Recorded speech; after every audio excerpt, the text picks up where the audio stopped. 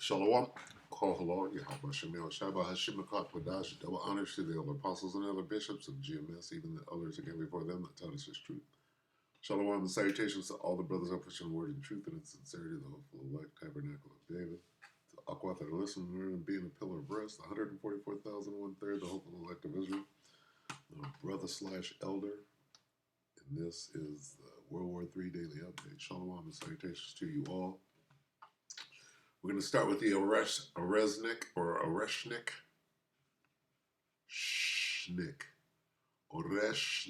is that? Oreshnik missile. U.S. Army colonel explains the devastating power of Russian Oreshnik missile 5 months ago. Hypersonic, what is it? Hypersonic missile. Intercontinental ballistic hypersonic missile. How does Russia's new Oreshnik missile work? Oreshnik. 5 months, 5 months. This is something new. 6 months. Okay? Oreshnik. Now let's go to Joel 2. Look at these missiles. Okay, these army of locusts. These are missiles. Okay, they shall run. Joel 2 and 7, they shall run like mighty men, they shall climb the wall like men of war. They shall march every one on his ways, and they shall not break their rank. Neither shall one thrust another. They shall walk every one in his path, and when they fall upon the sword, they shall not be wounded. Whether you understand this or not, this is talking about missiles, and if you don't understand and you don't get it, you can go F yourself, really. That's just the truth about it. Because my sheep hear my voice. Do you understand what that means? It means the elect will understand. Okay. So if you get it, then continue. The army of locusts is talking about missiles. Okay. If you understand the 100% truth. Anyway, that's all I need. Dialogue works. Multi-purpose Russian strike incoming. Ukraine on high alert. Pepe Escobar, Alex Craner. Let's see if the first thing that they mention is Oreshnik. Let's see.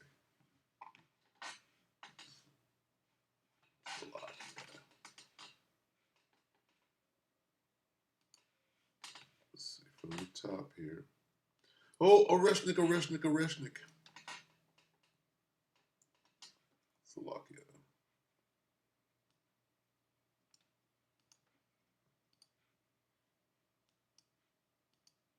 It's about waiting for the Oreshniks.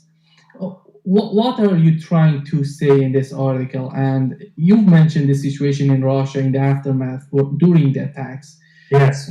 Ukrainian attack on one of the most strategic parts of Russian military, which is the nuclear bombers. Go ahead, your take. Well, I start the article with the mood in Moscow this Monday. Of course, the attack was on Sunday, one day after I arrived. I arrived here on Saturday, thinking that I would have a relatively calm weekend before starting to work in Russia again. On Sunday, this whole thing explodes. Let me say this real quick. Waiting on an Oreshnik means that they haven't used it yet. An Oreshnik is not nuclear. We're waiting on tacticals. We ain't waiting on no Oreshnik. Oreshnik doesn't go nuclear. Oreshnik is probably stronger than a nuke. But what Ukraine or what the West is trying to do is force Vlad to go tactical nuclear. So then they can do whatever the hell they want to do after that. So if the next step up is Oreshnik, we're pretty far away from tactical nukes. That's the point. And obviously, people didn't sleep from Sunday to Monday. The mood on Monday until Tuesday morning, this morning, when I wrote this column, I start with the mood and the three main points, a sort of universal consensus in a way, plus information that I gathered at the dinner yesterday night with an absolutely top intel source here in Moscow. The first thing, uh, there is a consensus among intelligence agencies, diplomats, think tanks, very well informed people that this was a NATO operation, but essentially US, UK, CIA, MI6. Huh.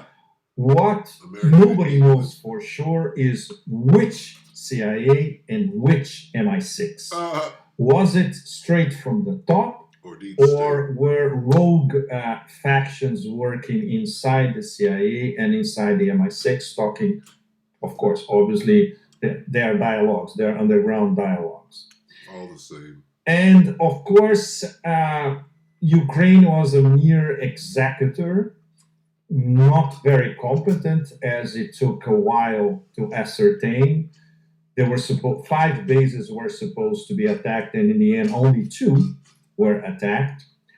That absolutely hysterical propaganda offensive all across the West, basically regurgitating Ukrainian points that over 40 strategic bombers in Russia had been decimated, which would be at the time 34% of the Russian strategic fleet, which is completely absurd. So now, more or less, it's established that at best, 5 Tu-95s may have been hit and possibly, let's say, out of work. Possibly 2 or 3 will be out of work, That's and the called others wars can be and repaired. rumors of war is what that's called. The number that I had Possibly, yesterday night possibly. from my source is 3. Wars and rumors. Maybe it's not enough. Maybe it's the number that is being floated by the intelligence agencies. Let's say, Okay, so this is enough information to ascertain, if you will. It's a whole lot of pussyfooting around going on, right? And not a whole lot of war. Okay, get to the fucking get to the tacticals. They're holding back. They're dancing around it. Okay, so there's a little time. That's what we can ascertain. Nobody wants to take it to the next level. And I mean, they are, but, not, in a detrimental fashion.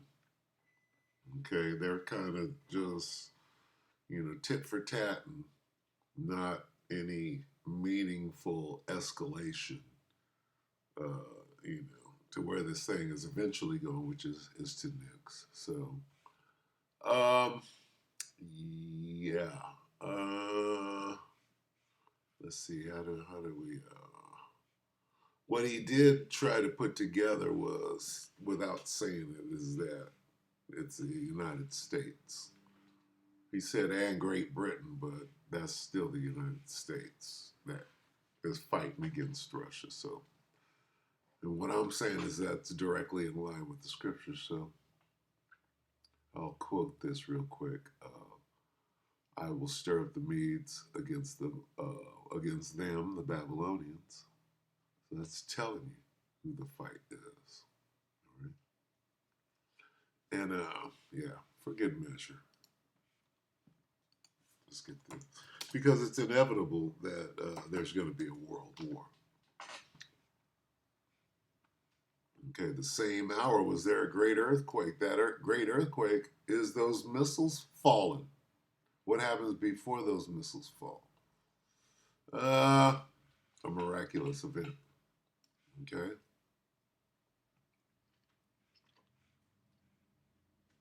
This is World War II and World War III.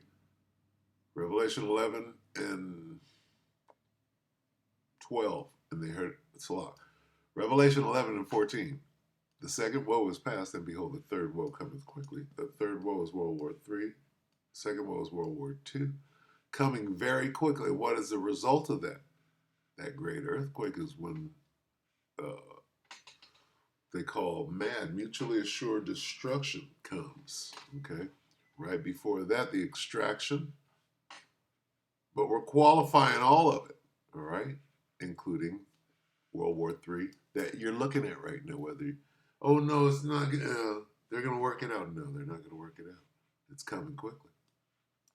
All right. With that, we hope the elector ratified you, brothers and sisters. Shalom.